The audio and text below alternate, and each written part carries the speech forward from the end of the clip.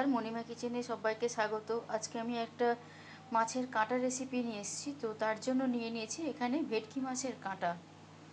আর এই মাছটা রান্না করার জন্য আমার যা যা লাগবে তার জন্য আমি নিয়ে নিয়েছি এখানে সিদ্ধ আলু, আর নিয়েছি এখানে জিরে বাটা, এখানে আদা বাটা, আর এখানে লেবুর রস নিয়েছি, আর নিয়েছি পেঁয়াজ কুচি, আর নিয়েছি রসুন বাটা।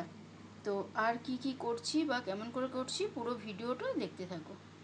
তেলটা গরম হয়ে গেছে, একে একে সব কাঁটাগুলোকে আমি দিয়ে দেবো।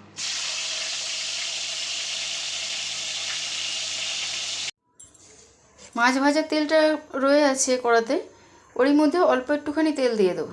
ফোড়ন দেবো শুকনো লঙ্কা আর তেজপাতা আর গোটা জিরে। মধ্যে দিয়ে দেবো কোচানো পেঁয়াজগুলো। পেঁয়াজটাকে ভেজে নেবো।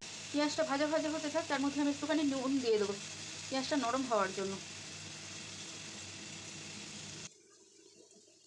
পেঁয়াজটা ভাজা হয়ে গেছে, একে একে আমি সব কটা মশলা আমি মিশিয়ে দেবো। প্রথমে দিয়ে দেবো আদা, দিয়ে দেবো জিরে বাটা,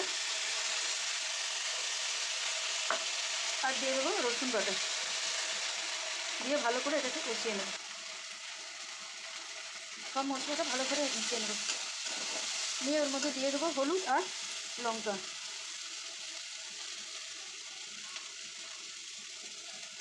দিয়ে দেবো স্বাদ অনুযায়ী লঙ্কার গুঁড়ো, দিয়ে ভালো করে কষিয়ে নেব। মশলাটা সব ভাজা ভাজা হয়ে গেছে, এর মধ্যে দিয়ে দেবো আলুটা সিদ্ধ করে রাখা। পেঁয়াজ ভাজার সময় আমি একটু নুন দিয়েছিলাম, আর অল্প একটু দিয়ে দেবো, আর দিয়ে দেবো স্বাদ অনুযায়ী চিনি। ওর মধ্যে দিয়ে দেবো কাঁটাটা। তো দেখুন মশলা আলু কষানো হয়ে গেছে, তো এরপর আমরা জল দিয়ে দেবো।